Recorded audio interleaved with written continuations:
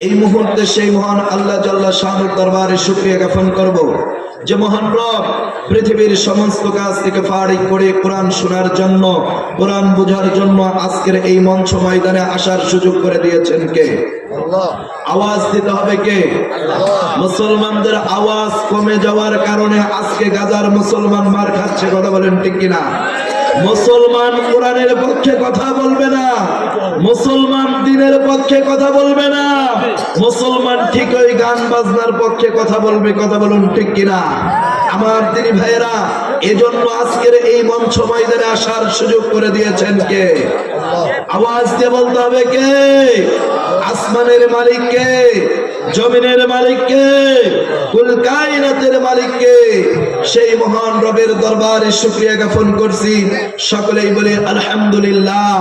অসংখ্য দরুদ সালাম শোষিত, নির্যাতিত, নিপীড়িত মানবতার মুক্তির দিশারি দুলালে আমিনা শাহে মদিনা লীলা রব্দওয়াল জগৎগুরু বিশ্ব নবীর শানে ওই আকাশের বাতাসকে আবেদন করে, ও বাতাস তুমি যখন এই মাটি থেকে বইতে বইতে সুদূর সোনার মদিনায় চলে যাবে, এই উম্মতদের দরদটুকু আমার দয়ার নবীর রওজা মুবারকে পৌঁছে দিও।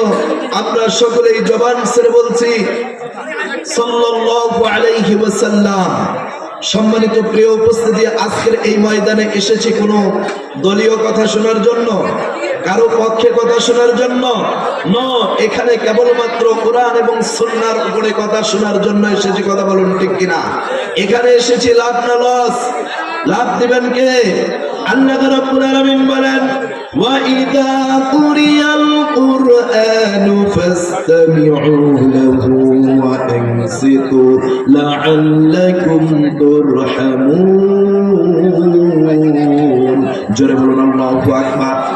আল্লাহ রাব্বুল আলামিন বলেন, বান্দা যেই জায়গার মধ্যে কুরআনুল কারীমের তেলাওয়াত করা হয়, যেই জায়গার মধ্যে আল্লাহ সুবহানাহু ওয়া তাআলার বরত্বের কথা বলা হয়, যেই জায়গার মধ্যে নবী মুহাম্মদুর রাসূলুল্লাহর প্রশংসা করা হয়, ওই জায়গাটা পৃথিবীর কোনো মাঠ থাকে না, পৃথিবীর কোনো ঘাট থাকে না, পৃথিবীর কোনো জায়গা থাকে না।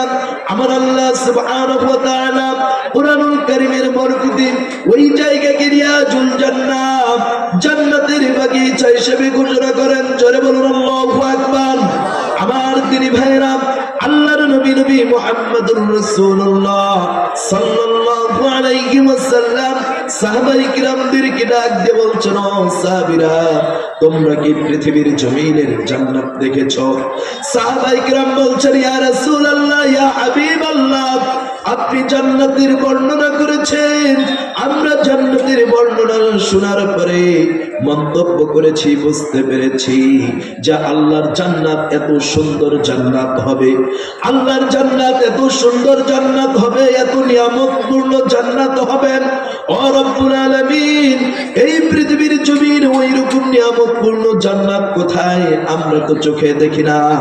আমার আল্লাহ রব্বুল আলামিনের হাবিব নবী মুহাম্মদুর রাসূলুল্লাহ সাল্লাল্লাহু আলাইহি ওয়াসাল্লাম ডাক দিয়া বলেন, ও সাহাবীরা, যেই জায়গার মধ্যে কুরআনুল কারীমের তেলাওয়াত করা হয়, এই জায়গাটাই রিয়াজুল জান্নাত, জান্নাতের বাগিচা। জোরে বলুন সুবহানাল্লাহ।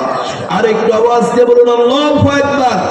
আমার দিনী ভাইরা, আল্লাহ রাব্বুল আলামিন বলেন, ওয়াসারিউ ইলা মাগফিরাতিন মির রাব্বিকুম ওয়া জান্নাতুন আরদুহাস সামাওয়াতি ওয়াল আরদু। জোরে বলুন আল্লাহু আকবার। আল্লাহ রাব্বুল আলামিন বলেন, বান্দা দৌড়াও, দৌড়াও বান্দা, প্রতিযোগিতার মাধ্যমে দৌড়াও। কার আগে কে আল্লাহর জান্নাতের ভিতরে প্রবেশ করতে পারে? জোরে বলুন সুবহানাল্লাহ। এ নাজির কমিটি এলাকার তাওহীদি জনতা, যুবক ভাইরা, মুরব্বী বাবাজিরা, আমি তোমাদেরকে দৃষ্টি আকর্ষণ করে বলতে চাই, আল্লাহ রাব্বুল আলামিন তার জান্নাতের দিকে দৌড়াইতে বলল, তার জান্নাতের ভিতরে প্রবেশ করার কথা বলল। এই মুহূর্তের মধ্যে কোরআন এবং রাসূলুল্লাহ সাল্লাল্লাহু আলাইহি ওয়াসাল্লামের ভাষণ, যে আজকের এই স্কুলের মাঠ হচ্ছে আল্লাহর রিয়াজুল জান্নাত, জান্নাতের বাগিচা। কথা বলুন ঠিক কিনা? এ যুবক ভাই, এ মুরব্বী বাবাজিরা, গভীর মনোযোগ দাও রে বাবা। যারা রাস্তায় তিন মাথার মোড়ে মোড়ে দাঁড়িয়ে আছো আর মনে করতেছো কিছুক্ষণ পরে যাব, আর একটু পরে গিয়া বসবো, কিন্তু হযরতে আজরাইল আলাইহিস সালাতু সালাম যদি তোমার নিকটে দাঁড়িয়ে যায়, তওবা করার সুযোগ পাইবা না। কথা বলুন ঠিক কিনা? তওবা করার সুযোগ পাইবা না, বাবা বলার সুযোগ পাইবা না, আল্লাহকে ডাকার সুযোগ পাওয়া সম্ভব নয়। কথা বলুন ঠিক কিনা? এই পৃথিবীর জমিনের একজন মুরতাদ, একজন বাদশা ছিল, যার নাম হচ্ছে সাদ্দাত। তিনি পৃথিবীর জমিনে আল্লাহর সাথে নাফরমানি করে নিজেকে রব বলে স্বীকারোক্তি দিয়ে দাবি করে আল্লাহর তৈরি করা জান্নাতকে ঠেকানোর জন্য নিজেই দুনিয়ার জমিনে একটা জান্নাত তৈরি করলো।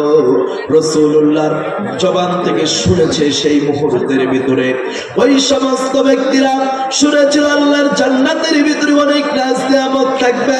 এতগুলো নাজ নিয়ামতকে চিন্তা করে নারীদেরকে ধরে ধরে হুর বানিয়ে দিল।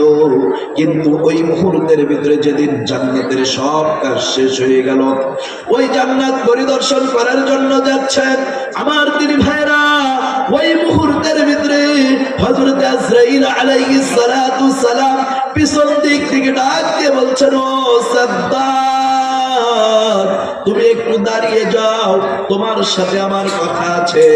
পিছন দিক থেকে ডাক দেওয়ার সাথে সাথে দাঁড়িয়ে গেল। দাঁড়িয়ে যাওয়ার পরে দেখে একটা জীর্ণ শীর্ণ মানুষ বলছে, কি কথা? তোমার সাথে তো কথা বলার সুযোগ নাই। জোরে বলুন আল্লাহু আকবার। এই কথা বলার সাথে সাথে বলছে, একটু দাঁড়াও, তোমার সাথে ইম্পর্টেন্ট কথা আছে। এই কথা বলার সাথে সাথে ওই মুহূর্তের ভিতরে বলছে, আজকে তুমি যাচ্ছ জান্নাত পরিদর্শন করার জন্য, কিন্তু জান্নাত তো পরিদর্শন করতে পারবে না।